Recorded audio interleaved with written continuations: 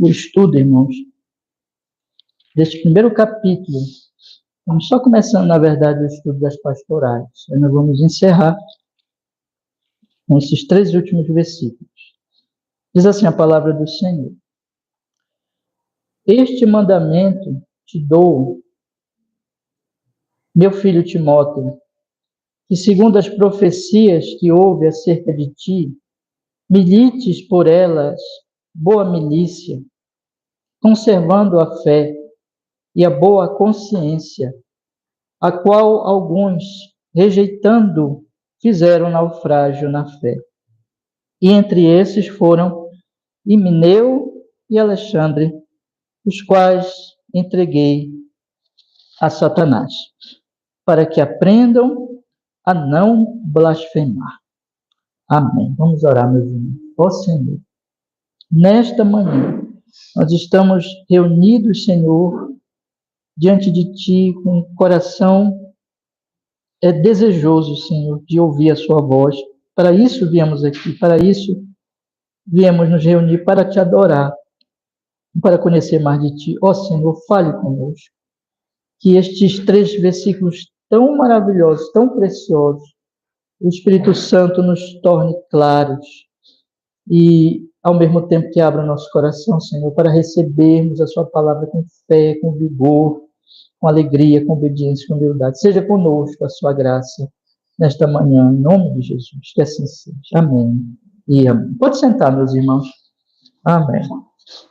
Meus irmãos, estes 3 versículos que nós temos aqui é a conclusão deste capítulo da primeira carta pastoral, 1 Timóteo, em que o apóstolo Paulo, ele, na verdade, retorna.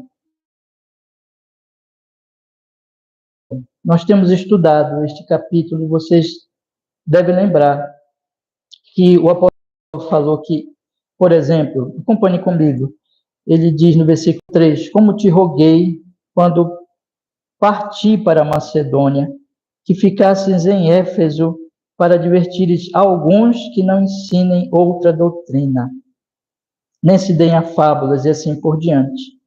E ele fala no versículo 5 que o fim do mandamento é o amor de um coração puro, de uma boa consciência e de uma fé não fingida. Fim do mandamento qual?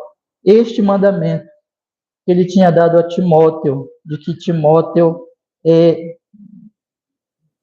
que advertisse alguns. Ao mesmo tempo, além de ele advertir alguns que estavam contra o Evangelho, na verdade, distorcendo o Evangelho por meio de fábulas e genealogias, conforme eu já procurei explicar para os irmãos naquela ocasião, o apóstolo Paulo vai dizer agora de forma mais positiva, para que esses 3 versículos, nós vamos observar isso. Ele milite pela fé.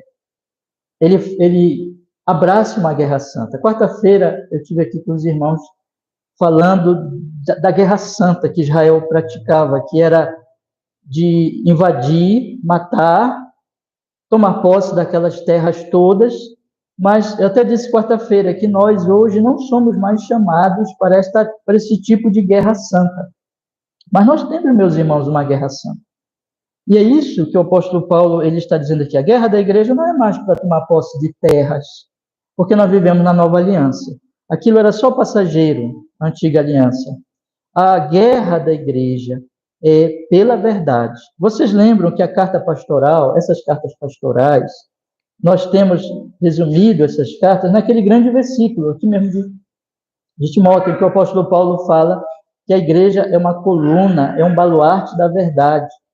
Então, há uma militância, todo esse trecho aqui, e Paulo gostava muito de usar essas figuras de guerra, de militância, de saber que nós temos inimigos espirituais, que a nossa guerra não é contra as pessoas, mas é contra inimigos espirituais, a carne, o mundo, o diabo. E nós precisamos, vocês lembram que ele fala na carta aos Efésios, que nós precisamos vestir a armadura de Deus para combatermos. Isso ele fala de todo crente está numa guerra. Isso irmãos, que não pode ser posto como algo assim sem valor. A pessoa que não entende que ela está numa guerra, ela vai ser derrotada. Esse é o princípio das Escrituras. É como um soldado que ele vai para a guerra, aí fica lá tomando um cafezinho com pão, se distraindo, armando uma rede para se embalar. Imagine isso, imagine esse quadro. O inimigo chegando e o soldado distraído e brincando, contando piada. Vai ser morto, vai ser destruído. Então, a vida cristã, ela é uma militância, ela é verdadeiramente uma guerra, e é preciso essa consciência. Então, o princípio aqui, meus irmãos, é que existe uma necessidade desse mandamento do apóstolo Paulo, agora falando com o pastor, e dizendo para o pastor assim, Timóteo, olha, existem pessoas aí que estão deturpando o evangelho, estão pregando genealogias, estão produzindo questões, dividindo a igreja, causando polêmica, contenda, em vez de anunciar o evangelho, que é esse mandamento, quer dizer, pregar o evangelho, anunciar o evangelho, como ele tinha dito, que produz o amor, o coração puro, versículo 5, uma boa consciência, uma fé não fingida, é o evangelho que produz isso. Então, quando as pessoas deixam esse evangelho, elas só produzem contenda. Nós temos aqui essas duas práticas opostas e completamente contrárias em natureza, em termos de luz e trevas. As genealogias, os falsos evangelhos, como eu já procurei explicar aos irmãos, o falso entendimento da lei, deturpando a lei, não compreendendo a natureza da lei que vem para nos denunciar, tudo isso Paulo já tinha dito, e ele se coloca como o principal dos pecadores, como aquele a quem a lei atingiu fortemente, mostrando que ele era um pecador, apesar de que ele se sentia justo, e a graça, a misericórdia o alcançou. Tudo isso, irmãos, essas deturpações não levam a essa salvação, deixam o evangelho para o outro lado, deturpam o evangelho, encobrem o evangelho, e a igreja vai se perdendo em fábulas, em genealogias, e só produz divisão e contenda. Então, tudo isso que Paulo está chamando a atenção de Timóteo. Ele tinha concluído aqui o seu argumento com o seu próprio exemplo, dizendo assim, olha o que Deus fez na minha vida, como o evangelho mudou a minha vida, e é esse evangelho que nós temos que anunciar, eu que sou o principal dos pecadores. E ele encerra essa parte, irmãos, da sua vida, dando esse exemplo, com o versículo 17, que é um versículo glorioso, que eu estudei com vocês na última exposição aqui das pastorais. Vamos ler o 17, olha o que ele diz. Ora, ao Rei dos séculos, imortal, invisível, ao Deus único, sábio, seja honra e glória para todos sempre. Amém. Quer dizer, o final da pregação do Evangelho, da fé no Evangelho, que é o que ele tinha dito, o amor, o coração puro, uma boa consciência, uma fé não fingida, é adoração. É que no Evangelho, e isso aconteceu na vida de Paulo, quando Deus, gracioso, misericordioso, o resgatou, no Evangelho, irmãos, Deus é conhecido, a glória dele resplandece, e as pessoas passam a vê-lo assim, Rei do século, imortal, invisível, Deus único, sábio, Rei dos séculos, tudo isso é porque ali no Evangelho se mostram os seus atributos, então isso resultará em louvor, em adoração. Veja só, qual é o resumo de tudo isso? E eu estou falando dessas coisas para poder entrar no versículo 18 para os irmãos compreenderem melhor. O resultado de se pregar o Evangelho, de se combater falsos evangelhos, e de se pregar o verdadeiro Evangelho, se advertir para que não se anuncie falsos evangelhos que geram só contenda, mas que se prega o Evangelho. O resultado é isso, o Evangelho vai sendo pregado, as pessoas vão crendo, as pessoas vão sendo salvas, as pessoas vão amando a Deus, vão conhecendo a Deus e vão vivendo uma vida de louvor. Você testa o cristianismo da pessoa pelo nível de louvor que ela atribui a Deus, pelo nível de glória, de adoração que ela atribui a Deus. O cristianismo verdadeiro, irmãos, tem doutrina, mas é mais que doutrina. Tem os cultos e as reuniões da igreja, mas é mais que isso. É algo que vem do coração, em termos de que a pessoa conhece a Deus e ela ama a Deus. É isso que Paulo expressa. Ele não consegue deixar de louvar. E então ele adora a Deus. e adora a Deus com seus lábios e adora a Deus com a sua vida. Ou seja, nós estamos aqui a cada domingo para ouvirmos o Evangelho e para, então, conhecendo a Deus nesse Evangelho, louvarmos a Ele e sairmos daqui para fazer, trabalhar, cuidar de nossa casa, de nossa família a partir de amanhã. E mesmo hoje, já, quando nós vamos lidar com várias pessoas e várias situações, nós vamos fazer tudo como uma expressão de amor e de alegria e de louvor a Deus. É o que o apóstolo Paulo diz, façam tudo para a glória de Deus. Mas sem a pregação não tem isso. Sem o anúncio do evangelho não tem isso. Se nós formos substituir o evangelho por genealogias, que são fábulas, que são invenções, e que vão deturpando, vão cobrindo o evangelho, só ocorrerá o quê? Contenda. Eu queria que vocês, agora, comigo, pensassem. Veja o resultado dos falsos evangelhos. Contenda. Um sentimento ruim. Um ódio ao próximo. Um orgulho. Uma exaltação de si mesmo. Autoglorificação. É isso que todo falso evangelho produz. E desconhecimento de Deus. Falta de alegria em Deus. Onde o evangelho vai sendo abandonado, é isso que vai acontecendo. Mas aonde o evangelho vai sendo pregado e crido, e o Espírito Santo vai transformando os corações, vai ter alegria, adoração, amor, serviço. E como nós vamos estudar hoje, uma consciência limpa, pura, na presença de Deus. Irmãos, tudo isso o apóstolo Paulo já tem chamado a atenção. É por isso que agora, no versículo 18, ele volta a tratar da questão do mandamento que ele já tinha dado para Timóteo no início do capítulo. E agora eu convido vocês a lerem comigo aqui o versículo 18 ao versículo 20 novamente. Vem comigo, vamos ler. Este mandamento te dou, meu filho Timóteo, que segundo as profecias que houve acerca de ti, milites por ela boa milícia, conservando a fé e a boa consciência, a qual alguns, rejeitando, fizeram naufrágio na fé. Entre estes foram Himeneu e Alexandre, os quais entreguei a Satanás, para que aprendam a não blasfemar. Observe então, irmãos, a maneira como Paulo encerra esse capítulo, chamando Timóteo para esse trabalho de combater as genealogias e de anunciar, militar pelo Evangelho, proclamar o Evangelho de Cristo Jesus, o verdadeiro Evangelho. E a maneira como ele faz isso nesses últimos versículos, eu repito, estou repetindo isso o tempo todo, ele já está fazendo isso o capítulo inteiro.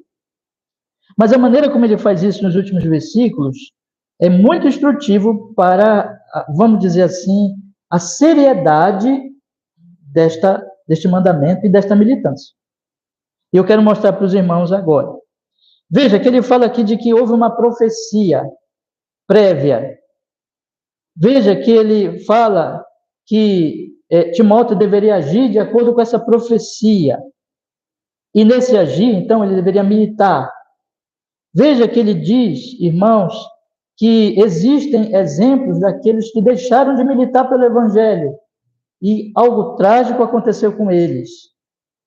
Eles foram, e aqui ele cita dois homens, Himeneu e Alexandre, que o próprio Paulo diz, eu entreguei,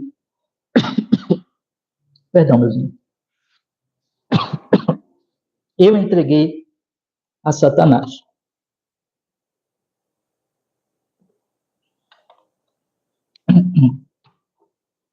Vamos então olhar o texto. Ele chama Timóteo, em primeiro lugar, lembrando do mandamento que ele já tinha se referido. Essas palavras, este mandamento te dou, meu filho Timóteo. É a ênfase que o apóstolo Paulo quer dar para o que é necessário neste capítulo. Ele não quer que Timóteo esqueça o mandamento. Quando ele esteve com Timóteo pessoalmente, ele já tinha dado o mandamento. Vocês lembram que ele disse no versículo 3, como te roguei quando parti para a Macedônia. Essa carta foi escrita para a igreja de Éfeso, para o pastor de Éfeso. E ele estava partindo para a Macedônia. Mas então ele chega para Timóteo e diz assim: eu vou, mas fica, Timóteo. Fica em Éfeso, porque há um trabalho a fazer. Advertir e proclamar. Advertir sobre o falso e proclamar o verdadeiro. Advertir sobre o falso evangelho e proclamar o verdadeiro evangelho. Portanto, veja que ele está de forma consciente destacando o mandamento. Isso mostra seriedade, já mostra seriedade, este mandamento. Agora, ele faz isso, irmão, de uma maneira paternal, digamos assim, carinhosa, cheia de misericórdia, de paciência, de longanimidade. Porque ele chama Timóteo de meu filho. Veja, ele não diz assim: rapaz, pare com isso, você está indolente, você está esquecendo das coisas de Deus. Não, ele não faz isso. Ele diz, meu filho. Ele carinhosamente trata Timóteo sempre. Eu não sei se os irmãos vão lembrar, mas quando eu fiz a exposição do versículo 2, eu chamei a atenção disso. Vamos lembrar o versículo 2? Ele diz assim no versículo 2: a Timóteo, meu verdadeiro filho na fé, graça, misericórdia e paz da parte de Deus nosso Pai e da de Cristo Jesus nosso Senhor. Meus irmãos, eu disse para vocês naquele dia que não tem tarefa mais difícil do que o ministério pastoral. Eu creio que tal afirmação é correta. Porque é um trabalho de anúncio do evangelho verdadeiro, que vem de Deus e que os homens odeiam, e é um trabalho que somente a graça de Deus pode sustentar o pastor e pode, irmãos, abrir os corações, porque a natureza humana vai se opor ao evangelho. Paulo está chamando Timóteo para uma tarefa difícil, que é advertir os falsos e anunciar o evangelho. Então ele começa a carta dizendo, meu verdadeiro filho na fé, e ele começa as cartas pastorais, lembra que eu falei também? Se você pega as outras cartas de Paulo, ele fala graça e paz, mas essa ele fala graça, misericórdia e paz. Porque é o trabalho do pastor. Muito difícil, e ele vai precisar de toda a graça de Deus. Ele vai precisar de toda a misericórdia, isto é, de todo o socorro de Deus. Ele vai precisar de toda a paz de Deus, porque não é fácil. Então, e aqui, mais uma vez, Paulo está dizendo, meu filho, Timóteo. Como que dizendo, eu sei que é difícil, meu filho. Na verdade, eu sei que é impossível, mas eu quero que tu saibas que eu estou contigo.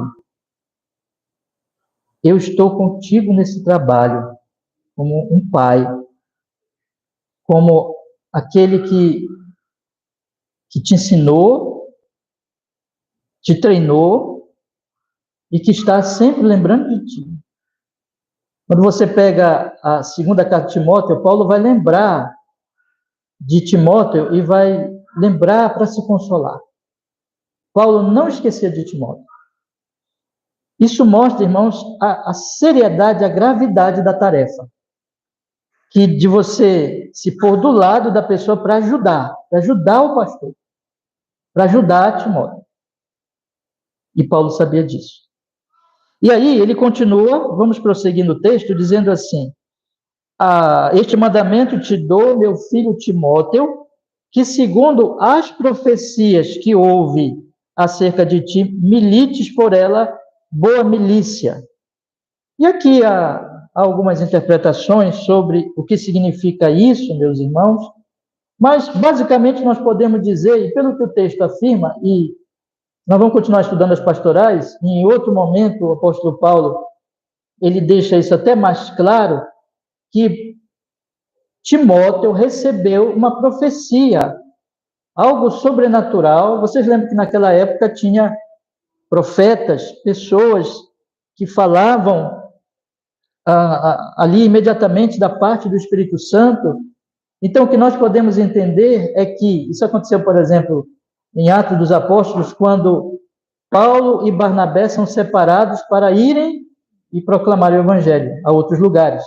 Então, o Espírito Santo diz, separa Paulo e Barnabé. Então, nós podemos dizer aqui que o Espírito Santo usou um dos seus profetas, ou profetas, talvez até por ocasião da ordenação de Timóteo, para dizer assim, olha, eu estou te chamando para o anúncio do Evangelho, para a proclamação do Evangelho. Basicamente isso. Essa será a tua tarefa. Vai e prega o Evangelho. Então, ele teve, irmãos, uma ocasião, algum momento em que Deus, miraculosamente, usou um dos seus profetas e anunciou o chamado de Deus a Timóteo. Isso significa, meus irmãos, e esse é o nosso ponto aqui, evidentemente que nós não vamos buscar profecias nesse aspecto hoje, né? Mas o ponto aqui que nós devemos sempre entender é que todo chamado ao ministério, ele é sobrenatural. Ele não é alguma coisa que o pastor ou o irmão decide assim, eu vou ser pastor e eu vou anunciar o evangelho. Não. É algo que Deus escolhe, que Deus chama, que Deus qualifica e que Deus envia esta pessoa para o ministério pastoral, para a missão, para cuidar da igreja, para pregar o evangelho, para ir para outras terras, dependendo do propósito que Deus tem para este irmão. Porque, meus irmãos, não é alguma coisa que, como outras coisas na vida, que ainda que tudo o Senhor é soberano sobre a providência, mas que nós temos poderes naturais para fazer. Por exemplo, você recebe um poder em que você se sente talentoso para uma certa área da vida, aí você escolhe aquela profissão, que você entende ali, percebe que você tem dons naturais. Não é uma coisa sobrenatural. Não é, por assim dizer, um chamado sobrenatural.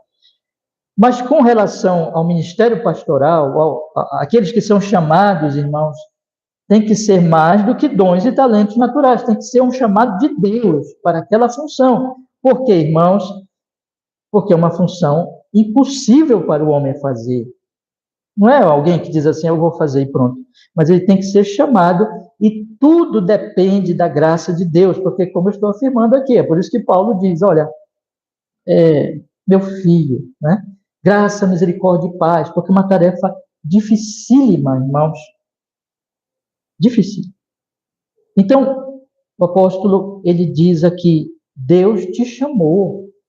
Veja, o apóstolo está lembrando Timóteo, trazendo à memória de Timóteo esse fato, que Deus o chamou para fazer isso, o que ele já estava mandando Timóteo fazer. Fica em Éfeso, combate as genealogias e anuncia o evangelho. Esse evangelho que mudou a minha vida. Tu sabes disso, Timóteo. Eu sou o principal dos pecadores. Eu sou a prova maior da graça, da misericórdia de Deus. Deus me colocou como exemplo. E é esse evangelho que ele te chamou para anunciar. Portanto, veja qual é a conclusão do versículo 18 ainda. Este mandamento te dou, meu filho Timóteo, que segundo as profecias que houve acerca de ti, milites por elas, boa milícia. Segundo essas profecias, segundo o que Deus te falou naquela ocasião, te dizendo que deverias pregar o evangelho, que ele te chamava para aquilo, que milites por elas, que faças o que hajas conforme a profecia te revelou. E o que foi que a profecia te revelou? Nós temos uma militância, meus queridos irmãos, a Igreja de Jesus Cristo tem uma militância. A militância da igreja é o evangelho, é espiritual, é a proclamação da verdade. A igreja nunca pode esquecer isso. E a militância dos pastores é o evangelho, é o anúncio da salvação. E não somente aos que estão fora da igreja, mas aos de dentro da igreja, tanto no sentido que pode ter pessoas não convertidas na igreja, como de que os cristãos vão continuar sendo edificados no mesmo evangelho. Ele não deixa o evangelho para conversão. O evangelho vai ser o nosso assunto de todos os domingos. Todos os domingos nós vamos anunciar o evangelho e edificar a igreja de Deus no evangelho de Jesus Cristo. Portanto, irmãos, não há genealogias, não há fábulas, É isso que Paulo está dizendo. Deus não profetizou lá e disse assim, tu vais anunciar genealogias e fábulas, mas tu vais anunciar, na verdade, o evangelho e militar pelo evangelho. É uma guerra santa. É uma guerra espiritual. Não é uma guerra física, não é uma guerra humana, não é uma guerra das contendas, mas é uma guerra do amor. É uma guerra que ele tinha dito do amor, do coração puro. E nós vamos ver esse amor aqui, daqui a pouquinho eu vou mostrar para os irmãos, até por homens como Emineu e Alexandre, que ele cita aqui. O anúncio do evangelho é uma guerra santa, mas é uma guerra não do ódio, não de ferir o próximo, não de matar ninguém, mas de amar as pessoas, de batalhar contra o pecado, contra a mentira, contra Satanás, contra o engano, e amando a Deus e amando as pessoas, falar de Cristo e anunciar o evangelho continuamente às pessoas. É a militância verdadeira. Agora, ele vai, do versículo 19, detalhar, irmãos, como essa militância acontece. Veja que ele diz, é muito maravilhoso o versículo 19, quando ele diz assim, conservando a fé, a boa consciência, a qual alguns rejeitando fizeram naufrágio na fé. Então ele fala, meus irmãos, de uma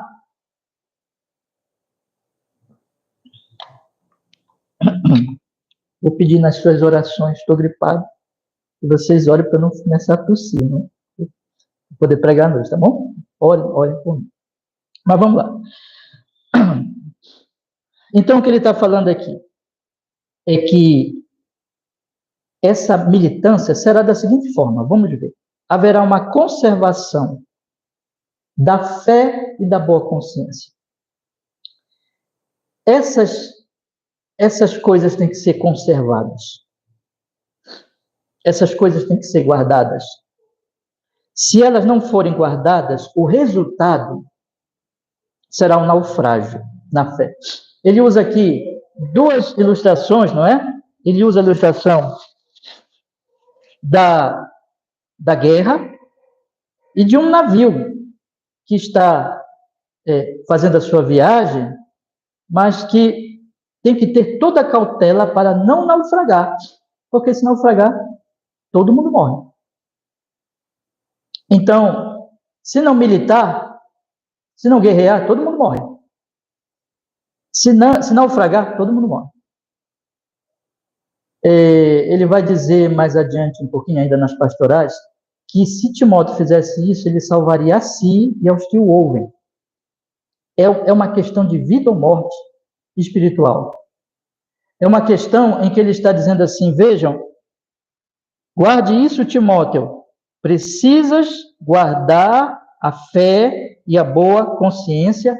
Esta é a militância, conservar a fé e a boa consciência.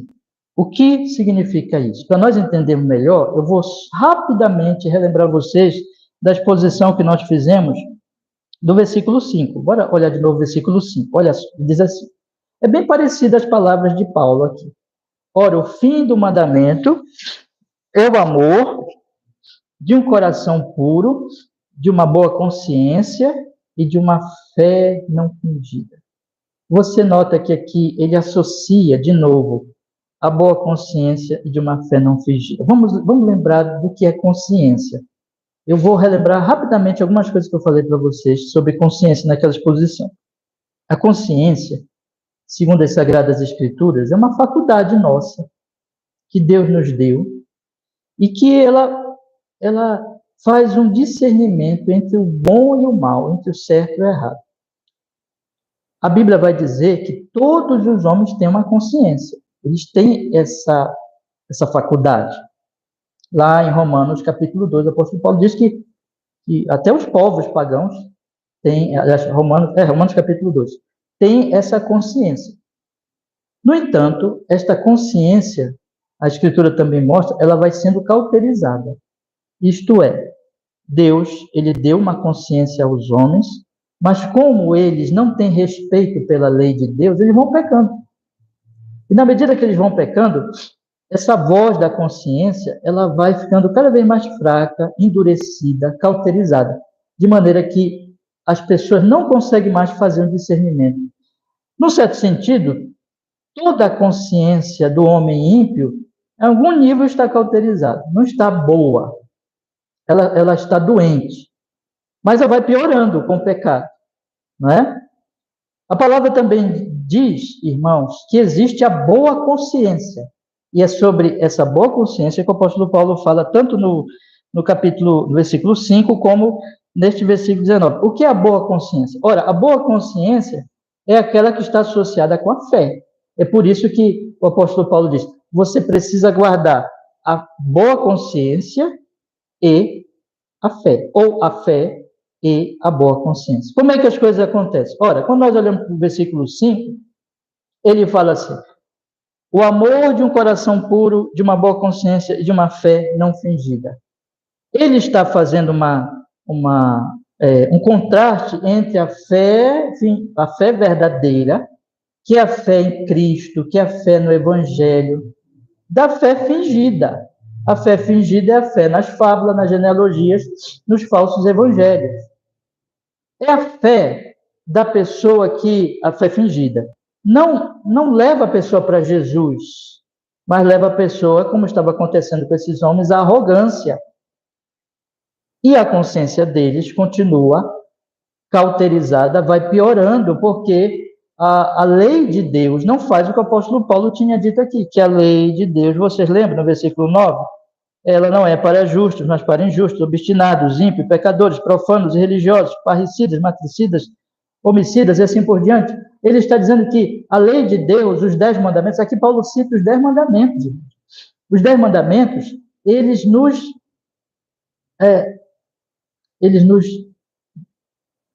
causam em nós algo que nós podemos dizer assim, é tirar a máscara, é mostrar a nossa podridão, nosso pecado. E a partir desse momento, quando a lei mostra, Cristo é o conhecido como o único que pode trazer perdão, justificação, salvação, santificação, glorificação, todas as bênçãos do Evangelho. Então, a lei tira todo o orgulho, derruba a pessoa no chão e faz com que... E é isso que aconteceu com Paulo no caminho, quando ele ia perseguir os cristãos. Jesus o derrubou e mostrou-se como o único Redentor. Então, a pessoa crê em Jesus. E aquela consciência que antes estava cauterizada, morta, doente, passa a ser despertada. É como eu disse para vocês naquele dia, você vê um cristão verdadeiro, ele tem uma consciência, a consciência dele dói. Ele ainda peca, claro que peca, mas num dado momento Deus vai mostrar para ele, e é doído, irmão, o pecado dói. O pecado dói. Olha, se você, uma das evidências de que nós somos cristãos é que o pecado é dolorido para nós. Se uma pessoa, o pecado não dói, ela se torna cínica, ela se torna arrogante, cínica, presunçosa, é uma evidência de que talvez nem cristã ela seja. Mas o aspecto é esse. A consciência, ela vai ficando boa. O que é uma consciência boa? Uma consciência despertada. Ela passa a amar a Deus. Ela tem um coração puro. Não é que ela é perfeita, mas o Evangelho, Cristo já habita nela, o Espírito Santo já lhe deu uma nova vida. E ela tem uma boa consciência. E, portanto, ela tem uma fé verdadeira e não fingida. Ela ama a Deus. Ela quer agradar a Deus. Ela encontra a purificação da sua consciência no sangue de Jesus. Lembra que João diz na sua cartinha? Se confessarmos nossos pecados, ele é fiel e justo para nos perdoar os pecados e nos purificar de toda justiça. O sangue de Jesus, seu Filho, nos purifica de todo o pecado. Lá no capítulo 2 da cartinha de João, ele diz assim, filhinhos, eu vos escrevi para que não pequeis. Se todavia alguém pecar, temos um advogado. Então, é ali que a consciência encontra paz. O pecado vem e dói. Eu pequei contra Deus. Eu pequei contra o meu irmão. Eu pequei contra o meu próximo. É Deus mostrando. É Deus. A consciência está boa. Aí a pessoa vai à cruz de Jesus e confessa o seu pecado e é perdoado. Aí a consciência tem paz. Mas não é só isso. O apóstolo também fala, na carta aos Coríntios, que existe a consciência fraca e forte. Entre cristãos, são todos cristãos, mas tem consciência fraca e forte. Isso significa que existem variações de consciência entre irmãos, entre cristãos. Portanto, é preciso haver crescimento. E aí vem, irmãos, a importância de nós estarmos na igreja domingo após domingo. Por que nós estamos aqui? Porque a nossa consciência ainda não é perfeita. Ela é boa, mas ela não é perfeita. Ela tem, digamos, pontos cegos, ela tem falhas, ela não consegue discernir todas as coisas. E por isso nós precisamos continuamente da pregação do Evangelho, da lei de Deus, conforme o Evangelho, não de forma legalista, mas de forma entendendo que tudo é pela graça. E aí a consciência vai amadurecendo. Então o crente verdadeiro, ele cuida da consciência. Ele guarda a consciência. Isto é, ele guarda a boa consciência. Não é isso que Paulo está dizendo aqui? Você está entendendo? Olha o versículo 19. Conservando a fé e a boa consciência. Então, é um trabalho que eu não posso tratar minha consciência como uma bola de um joguinho qualquer, que eu brinco ali, tudo, que bacana essa bola, eu tô vendo, depois eu jogo aquela bola ali e vou embora, porque é um brinquedo. Não, não. A boa consciência não é um brinquedo. A boa consciência, ela tem que ser conservada. Eu tenho que continuar voltando às Escrituras. Bem-aventurado o homem, não anda no conselho dos ímpios, não se detém no caminho dos pecadores, nem se assenta na roda dos escarnecedores. Antes o seu prazer está na lei do Senhor, e nesta lei medita de dia e de noite. Guarda o dia do Senhor, quarto mandamento. Deixa todas as coisas. Vem para a igreja, vem para o culto, vem adorar. Porque é na regularidade, na consciência de que eu tenho um tesouro, que é a boa consciência, que eu preciso mantê-la, preciso nutri-la, preciso amadurecê-la, preciso cuidar dela. E como é que eu faço isso? Pela fé. Porque não existe boa consciência sem fé. Se a fé for fingida, não há boa consciência. Eu criei no Senhor Jesus, quando o Evangelho foi pregado a mim, e a minha consciência se tornou boa. Consciência que era ruim, que era má, que era cauterizada, mas agora se tornou boa, sensível. Mas eu tenho que continuar indo à cruz de Jesus. Então Paulo está dizendo, Timóteo, não esqueças do Evangelho. Eu queria que os irmãos entendessem muito bem isso nesta manhã. O que Paulo está dizendo aqui é isso. Timóteo, não esqueças do Evangelho. Vá ao Evangelho, vá à cruz de Jesus todos os dias. Conserva a fé. Conserva a fé. Vamos lembrar da carta aos Hebreus. Cuidado com a apostasia. Cuidado com o abandono da fé. Cuidado com deixares de olhar para Jesus e começares a ouvir genealogias e fábulas. Porque a partir do momento que a pessoa fizer isso, inevitavelmente a consciência não estará boa. Na verdade, aqueles que apostaram a consciência no final do dia nunca foi boa mesmo. E nunca houve fé genuína.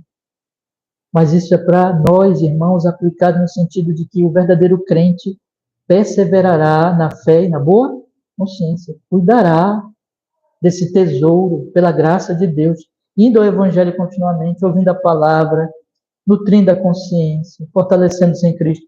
Então, os pastores têm que voltar ao Evangelho sempre, têm que anunciar o Evangelho sempre, têm que cuidar da sua consciência.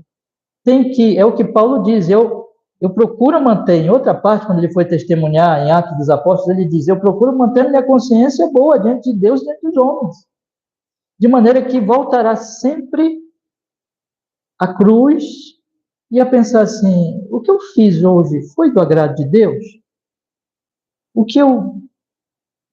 A maneira como eu lidei hoje com a minha família, com meus negócios, com a igreja, foi adorando a Deus? Ou ali eu pequei? O cristão, ele sempre vai se perguntar sempre ele vai se analisar, sempre vai cuidar da consciência e sempre vai voltar à cruz de Jesus. Filhinhos, eu vos escrevi para que não pequeis. Mas se alguém pecar, confesse, e você será perdoado. E não continue no pecado. Pelo poder do Espírito Santo, é o que o apóstolo Paulo diz, mortificai o pecado. Considerai-vos mortos para o pecado. Cresçam em santidade, não pelo poder de vocês, mas confiando em Cristo e confiando no Espírito Santo. E aí a pessoa vai crescendo, vai se fortalecendo, vai crescendo e guardando a fé e a boa consciência. Mas aí o apóstolo Paulo dá agora o exemplo negativo. E esse exemplo negativo é uma prevenção para Timóteo e para nós nesta manhã. Porque imagine que se Paulo falou isso para o Timóteo, imagine como nós precisamos ouvir isso, né, irmão? Porque, com toda sinceridade, eu acho que todo mundo vai dizer que nós estamos muito longe de ser Timóteo, né? Muito longe de ser Paulo, muito longe de ser esses irmãos tão zelosos aqui das Escrituras, né? Então, para nós precisamos crescer tanto para nos aproximarmos dessa consciência que ele já tinha.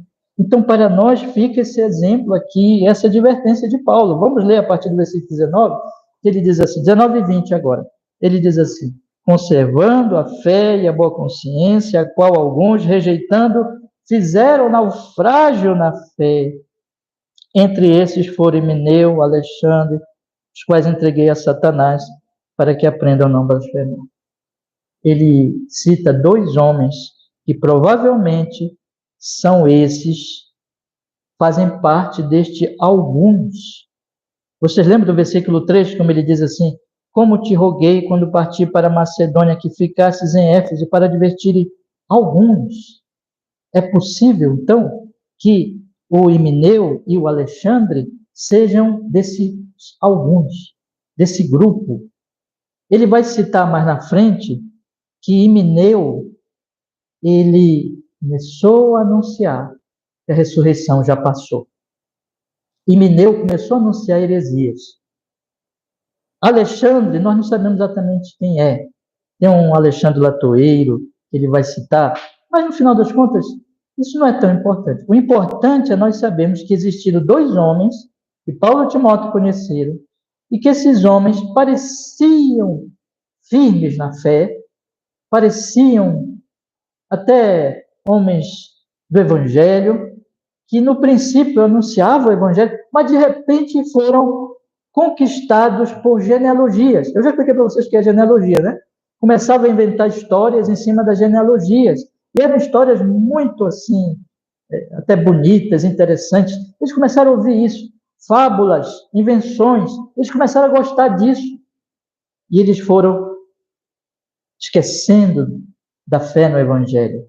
Eles começaram a pôr a sua confiança nessas coisas e se tornaram mestres dessas coisas.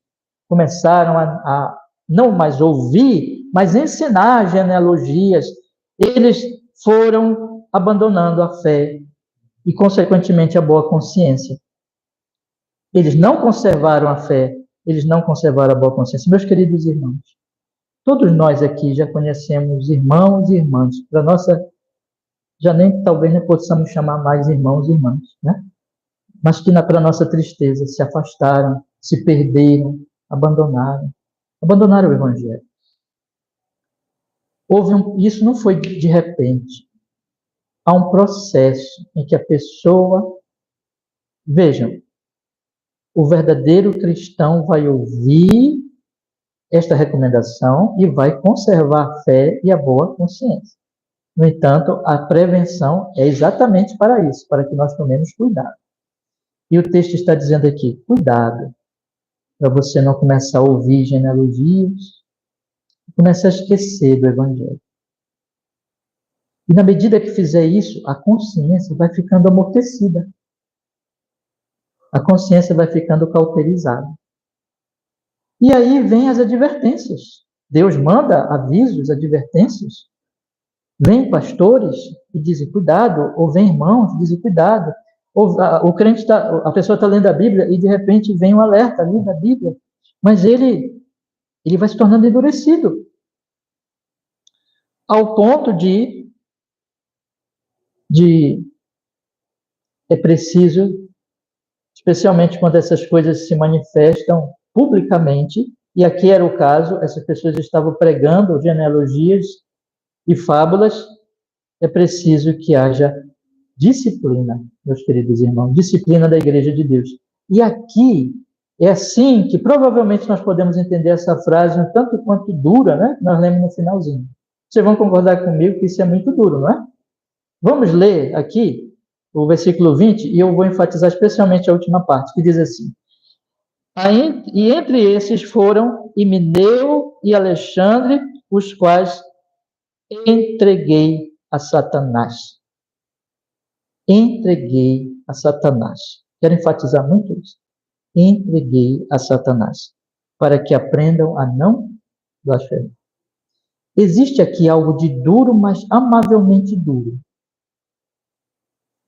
Por quê? O que é provável aqui, que o apóstolo Paulo esteja fazendo, vocês lembram do caso de Ananias e Safira? Que o Pedro chamou e eles morreram? Vocês lembram, irmãos, que Paulo também trata daquele caso da imoralidade sexual na carta aos Coríntios, que ele fala, entrega a Satanás? Vocês lembram, irmãos, que a Bíblia, portanto, ela fala de disciplina, de que a igreja, o cuidado com o evangelho é algo tão primordial. É assim, irmãos, vamos dizer que você está num navio, vamos usar o exemplo de Paulo, você está no navio e tem alguém lá, sabe, fazendo um buraco no casco do navio. É casco, né, que se diz? Acho que é isso.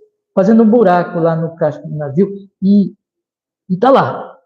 E você vai deixar isso? Você vai deixar todo mundo morrer porque alguém enlouqueceu? Não, você tem que agir. Você tem que agir com certa radicalidade. Você não pode simplesmente dizer, não, deixa para lá, eu acho que não é importante. Vamos entender esta pessoa, ela está passando um momento ruim. Não. Você tem que agir com disciplina. As escrituras falam, existem níveis ao ponto de que a pessoa vai ser disciplinada, vai ser, e possivelmente é isso que Paulo está falando aqui, excomungada, porém, essa excomunhão é para o bem da pessoa. Mas antes de falar do bem, note que ele diz entregar a Satanás. Quem é Satanás?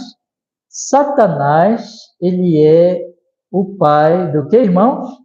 Da mentira. O pai das genealogias. O pai das fábulas. O pai dos falsos evangelhos. Quando a pessoa ela é excluída da igreja de Deus, ela passa a estar sujeita a Satanás. Olha que coisa interessante. Como a igreja de Deus, a comunhão dos santos, a pregação do evangelho nos protege de Satanás. Meus irmãos, nós não devemos ficar falando muito em Satanás, especialmente falando de Satanás de uma maneira não bíblica. Mas precisamos falar de Satanás, porque a Bíblia fala do maligno e a Bíblia alerta, dizendo assim, ele é extremamente astuto. Ele enganou Eva no jardim de delícias. Ele sabe enganar. Então, a igreja protege. A pregação contínua do evangelho protege de Satanás. Mas quando a pessoa é excluída, ela perde essa proteção da igreja, ela perde esse cuidado pastoral, eclesiástico, da comunhão dos santos, ela perde isso e ela fica correndo por este mundo, sujeita ao lobo, ao enganador, a Satanás. E Satanás vai atacá-la. Satanás vai atacá-la fortemente. Mas olha que coisa interessante. Até essa disciplina, esperando que a pessoa deixe de quê, irmãos? De blasfemar, né? O que é blasfêmia nesse caso? Blasfêmia seria anunciar o outro evangelho, desprezar o evangelho de Jesus Cristo. A Bíblia fala, irmãos, de um nível de apostasia, e é isso que nós poderíamos chamar de pecado contra o Espírito Santo, que não tem mais retorno. Que não tem... É o pecado imperdoável. É o do que o escritor aos Hebreus fala no capítulo 6. Não tem retorno. Mas esse é um nível último. No entanto, existe aquilo que a gente pode dizer, um antigo ditado, né? Enquanto a vida há esperança. A gente não sabe como é que está o estado do coração das pessoas. Deus somente sabe. Pode ser que debaixo do ataque de Satanás, ela se veja em terrível dor e sofrimento. E a sua consciência despertar.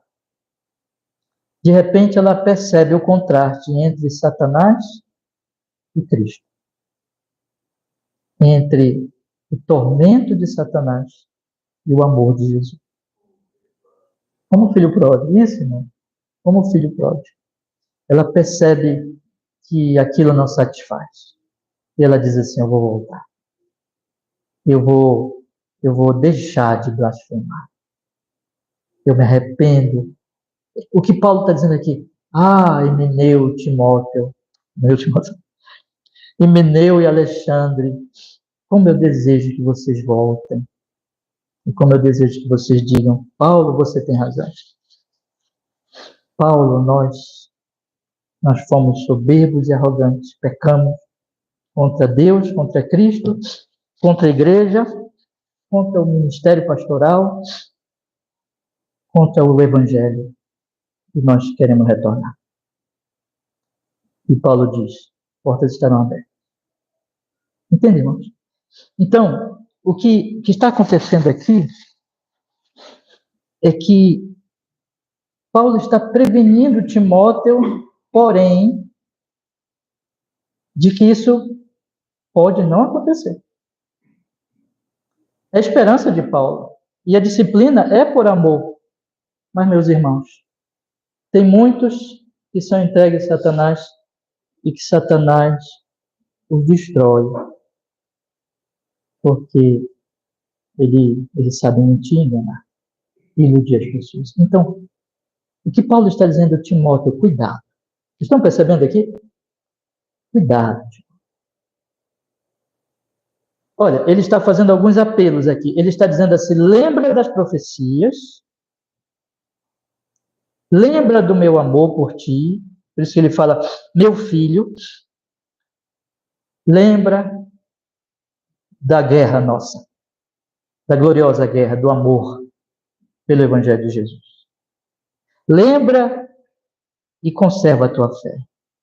Conserva a tua boa consciência. Fica firme, Timóteo. É essa a palavra para o pastor Timóteo, mas para todos nós. Porque essa firmeza não é só para pastores, irmãos. Essa firmeza para todos nós. De maneira que eu gostaria de encerrar a nossa pregação, nosso estudo de hoje, nossa aula de hoje, da seguinte maneira. Meus irmãos, nós aqui na nossa humilde, pequenina e frágil igreja, nós temos uma tarefa. Anunciar o Evangelho. E eu que sou pastor, isso serve para todos os pastores, está sendo transmitido e gravado, e irmãos que ouvirem essa mensagem, pastores, igrejas, o chamado aos pastores é: lembra do teu chamado, tu foi chamado para pregar o Evangelho, e milita pelo Evangelho, conservando a tua fé e a tua boa consciência. Cuida da tua consciência, não deixa o pecado destruir a tua consciência pela falta da fé. E lembre que quem não se corrige é entregue a Satanás, o enganador dos irmãos, o mentiroso, o pai da mentira. E então fique firmes. Irmãos, nós temos sabido de ministros, homens que eram de destaque antigamente, que anunciavam a palavra, com fidelidade e hoje estão caídos. Caídos. Irmãos antigos na fé que caíram. Isso são alertas para ministros e a todos os cristãos que não são pastores. Como se aplica isso? Fique firme, milite também. Você também é chamado, dentro da sua vocação, dentro do seu chamado, a militar a boa milícia, conservando a sua fé e a boa consciência. Guarde a fé. Fique firme em Jesus Cristo. E não ouça os Himeneus e os Alexandres que estão deixando o evangelho e confundindo a igreja e causando divisões, causando contenda com genealogias e fábulas. Não ouça esses homens, porque eles estão indo para Satanás.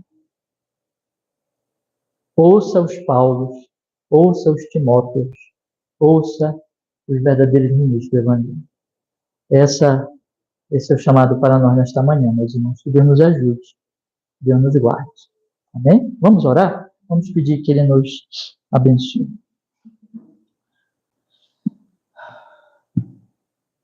Senhor, nós temos, Senhor, ouvido Sua palavra nesta manhã. Somos pouquinhos aqui hoje. O Senhor preparou este momento para nós. E nós estamos gratos, Senhor. E queremos suplicar que o Espírito Santo, Ele use tudo que foi falado aqui, Senhor, que é a palavra, que é o Evangelho verdadeiro, para pôr essa palavra no nosso coração, de forma que ela seja curativa e preventiva. Ela nos cure das nossos temores e incredulidades. E nos previna, Senhor, nos guarde, pelo Espírito de toda graça em Cristo Jesus, de ouvirmos os Himeneus, os Alexandres dos nossos dias, que estão penetrando nas igrejas, que estão anunciando outros evangelhos, fábulas e genealogias, e que nossos ouvidos estejam nos Timóteos, Senhor, na palavra, no evangelho. Ó Senhor, conserva a nossa querida igreja, anima e guarda cada irmão e irmã no santo evangelho, que a nossa igreja frutifique, que cada irmão se firme e guarde a fé e a boa consciência e frutifique. E que todas as igrejas, Senhor, que nós conhecemos, irmãos, pastores, irmãos queridos, que todos eles sejam preservados, Senhor. E queremos orar, Senhor. Acho que esse texto nos autoriza a orarmos por alguns que se afastaram. Nosso desejo é que se arrependam, que deixem de blasfemar. Se voltem, Senhor. Nós suplicamos por esses em que ainda há esperança, em que ainda existe um germezinho, uma semente. Ainda nem tudo morreu, Senhor, para que o Senhor possa trazer arrependimento, fé e retorno. Nós oramos por todos. Fortaleça-nos, Senhor, guarda-nos e tenha misericórdia. Que o seu nome seja louvado cada vez mais na nossa vida, na nossa igreja, em cada um de nós, no anúncio do Evangelho de Jesus. Nós oramos e agradecemos, Senhor. Amém e amém. Graças a Deus. Deus nos abençoe, meus irmãos. Convido vocês a abrirem suas Bíblias. Nós vamos ler Daniel. Vamos ler o texto de hoje à noite, tá bom? Hoje nós estamos completando os capítulos. Está acabando o ano, a gente está completando os capítulos, né? Hoje nós vamos completar Daniel 6. Daniel, capítulo 6. No último versículo, que é o versículo 28. Deixa eu desligar aqui a transmissão.